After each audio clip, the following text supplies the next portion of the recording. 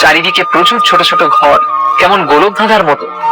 ওরা তিনজন আলাদা আলাদা দিকে গিয়ে বাইরে বের হওয়ার রাস্তা খুঁজতে লাগলো। এসব করতে গিয়ে কয়েক ঘন্টা কেটে গেল। অবশেষে একটা গুপ্ত সুড়ঙ্গের সন্ধান পেল নীল। ওই সুড়ঙ্গের মধ্যে দিয়ে গিয়ে ওরা বাইরের রাস্তা খুঁজে পেল। বাইরে বের হতেই নিজের কাজে নেমে পড়লো অফিসার অবন্তিকা। সে পুলিশের একটা বড় ফোর্সকে কুনিয়াবাড়ি গ্যাংয়ের এই লোকেশন পাঠিয়ে দিল। দেবুর লোকেরা অজ্ঞান হওয়ার পর থেকে এতক্ষণ কারোর ফোনেই নেটওয়ার্ক কাজ করছিল না, তাই কেউই বাইরের জগতের সাথে কোনো রকম যোগাযোগ করতে পারেনি। তবে বাইরে এসে নেটওয়ার্ক পেল অবন্তিকা। কিছুক্ষণের মধ্যেই ঘটনাস্থলে হাজির হয়ে গেল পুলিশ ফোর্স। কুনিয়াবাড়ি গ্যাংয়ের প্রায় 30 জনকে অ্যারেস্ট করা হলো। তাদের মধ্যে ছিল দেবু শঙ্করও। এসব কিছু নীলের জন্যই সম্ভব হয়েছে। অবন্তিকাও এর সমস্ত ক্রেডিট নীলকেই দিল। পুলিশের বড় বড় অফিসারও নীলের এই কাজের জন্য ওকে বাহবা দিল, কিন্তু অমিয়র মুখ ছিল ভার। নীলের প্রশংসা শুনতে ওর একেবারে ভালো লাগছিল না। এদিকে সব মিটিয়ে দিয়ে নীল বাড়ির পথ ধরল। বাড়ি পৌঁছতে পৌঁছতে রাত 1টা বেজে গেল নীলের। ততক্ষণে আদ্রিতা ঘুমিয়ে পড়েছিল। আদ্রিতাকে শান্তিতে ঘুমোতে দেখে নীল ইমোশনাল হয়ে গেল। নীল খুব ভালো করে জানতো যে আদ্রিতার সঙ্গে সে ভুল করছে। ওর নিজের হাজব্যান্ড সম্পর্কে সমস্ত সত্যিটা জানা উচিত, এটা ওর অধিকার। কিন্তু নীল সঠিক সময়ের জন্য অপেক্ষা করছিল। সঠিক সময় এলে ও আদ্রিতাকে সব সত্যি বলে দিতে চায়, কিন্তু ততদিন ওকে এভাবেই চুপ করে থেকে যেতে হবে। তবে কেন জানি না নীলের মনের মধ্যে কি একটা খচখচ করছিল। ওর যেন কিছুই ভালো লাগছিল না। নানান বিষয় ভাবতে ভাবতে নীল সোজা স্টাডি রুমে গিয়ে চেয়ারে গা এলিয়ে দিল। এখনো ওর মাথায় অনেক প্রশ্ন ঘুরছিল। নীল এখনো বুঝে উঠতে পারছিল না যে ওই আংটিটা কল্লোলের কাছে কিভাবে এলো, ওটা এত কেন স্পেশাল। তবে সব থেকে বড় ব্যাপার, এত সব কিছুর পরেও নীলের শরীরে ক্লান্তির লেশ মাত্রও নেই। কিন্তু কেন? আর আজ যেভাবে নীল নিজের মাথা খাটিয়ে সবাইকে বাঁচালো, তারপর তো সত্যিই আর কিছু বলার থাকে না। কিন্তু এসব হলো কিভাবে? কল্লোলের ওই পিলটার জন্য এসব হচ্ছে না তো? এই পিলগুলোর এরকম প্রভাব হলে নীলের তো এই পিল নিয়েই বিজনেস করা উচিত। তবে শুরুটা কিভাবে করবে সেটাই বুঝতে পারছিল না নীল। ভাবতে ভাবতে নীলের ঘুম চলে এলো। পরের দিন সকাল 6টায় নীলের ঘুম ভাঙলো।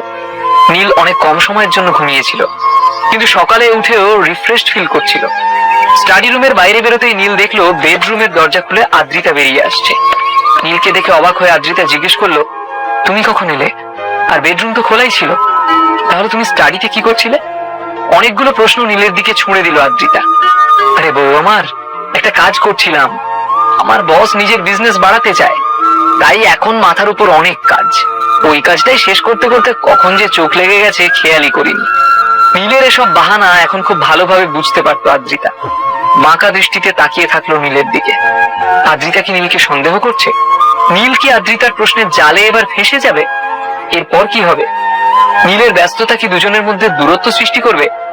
নীল আর আদ্রিতার জীবনে এরপর কি হতে চলেছে? আদ্রিতা বুঝতে পারছিল যে নীল মিথ্যে কথা বলছে, কিন্তু এই বিষয়টা নিয়ে আর জল ঘোলা করতে চাইছিল না। নীলের দিকে কিছুক্ষণ তাকিয়ে থেকে ও বলল, ও আচ্ছা ঠিক আছে, কিন্তু পরের বার থেকে বেডরুমে এসো। মুচকি হেসে নিজের মাথা নাড়ালো নীল। দীর্ঘশ্বাস নিয়ে আদ্রিতা বলল, কিছুক্ষণ আগে ঠাম্মার ফোন এসেছিল। কোনো একটা বিষয়ে পরিবারের সদস্যদের সঙ্গে আলোচনা করতে চায় ঠাম্মা, তাই সকাল 10:30টার সময় সবাইকে ম্যানশনে যেতে বলেছে। ঠিক আছে, আমিও তোমার সঙ্গে যাব।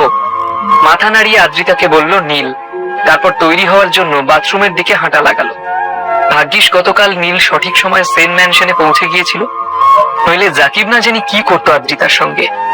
দুজনেই তৈরি হয়ে তাড়াতাড়ি বেরিয়ে পড়ল। নন্দনের সামনে দিয়ে গাড়ি ছুটিয়ে এগিয়ে গেল নীল এবং আদ্রিতা। কিন্তু কালও তো তোমার ঠাম্মা ফ্যামিলি মিটিং করেছিল। গাড়ি চালাতে চালাতে আদ্রিতাকে প্রশ্ন করলো নীল। কালকের ঘটনার পর আশরাফ আলীর সাথে তো আর এখন বিজনেস ডিল করা সম্ভব নয়। এই মুহূর্তে বিজনেস নিয়ে কি হবে সেই বিষয়ে আলোচনার জন্যই হয়তো ডাকা হয়েছে। ম্যানশনে গেলেই বিষয়টা পরিষ্কার হবে। জানি না আবার নতুন কি ঝামেলা আসতে চলেছে। কথাগুলো বলতে বলতে মনমরা হয়ে গেল আদ্রিতা। গতকাল যখন জাকিব আদ্রিতাকে মলেস্ট করার চেষ্টা করছিল, তখন সেন পরিবারের কোনো পুরুষ মানুষ ওকে বাঁচানোর জন্য এগিয়ে আসেনি। এসব দেখে আদ্রিতার মন সেন পরিবারের উপর থেকে পুরোপুরি উঠে গিয়েছিল।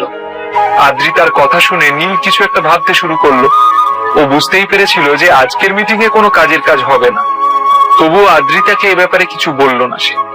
নীলের গাড়িটা এসে দাঁড়ালো সিগন্যালে। তারপরই আদ্রিতার থেকে লুকিয়ে নীল মেসেজ করলো রাহুল বসুকে। তবু আদ্রিতাকে কিছুই বুঝতে দিল না নীল। তুমি আমার সঙ্গে ভিতরে যেও না। সেন ম্যানশনে বাইরে এসে নীলের গাড়িটা দাঁড় করানোর পরই কথাটা বলল আদ্রিতা। আমি ভিতরে না গেলে ওরা সমস্ত দোষ তোমার ঘাড়ে দিয়ে দেবে। নীল আদ্রিতার হাত ধরে ওকে আশ্বস্ত করলো। আদ্রিতাকে ভরসা জোগাতে চাইছিল নীল। তুমি ভয় পেও না, সবকিছুর রেসপন্সিবিলিটি আমি নিজের ঘাড়ে নিয়ে নেব। ওরা ম্যাক্সিমাম কি করবে, আমাকে অপমান করবে, তাই তো? এখন তো অপমান সহ্য করতে করতে আমার অভ্যেস হয়ে গিয়েছে, কোনো কিছু এখন আর গায়ে লাগে না। নীলের কথা শুনে আদ্রিতার চোখে জল চলে এলো। নীলের দিকে তাকিয়ে রইল কিছুক্ষণ। হঠাৎ করে গতকালের ঘটনার কথা মনে পড়ে গেল ওর। কোনো কিছু না ভেবে নীল আদ্রিতার জন্য রুখে দাঁড়িয়েছিল, জাকিবের সঙ্গে ওর জন্য ফাইট করেছিল। এসব কথা ভেবে আদ্রিতার মন কেঁদে উঠল। আদ্রিতা আর নীল সেন ম্যানশনের লিভিং রুমে পৌঁছালো। এ কি নীল, তুমি আবার এই বাড়িতে পা দিয়েছো? তোমার সাহস তো মন্দ নয়। ওদের দুজনকে দেখেই নবীন সোফা থেকে উঠে গিয়ে নীলকে ধমকাতে লাগলেন। কাল তুমি ওই ঘটনাটা না ঘটালে এতক্ষণে সেন পরিবারের শেয়ার বিক্রি হয়ে যেত। নবীনের মুখ থেকে এই কথা শুনে সেন পরিবারের বাকি সদস্যরাও নীলের সমালোচনা করতে শুরু করে দিল। আমার মতে জাকিবের কোনো দোষ ছিল না, ও শুধু একটু তাড়াহুড়ো করে ফেলেছিল, এই যা। আর করেছে তো করেছে, তাতে কি হয়েছে? এর জন্য এত কাণ্ড?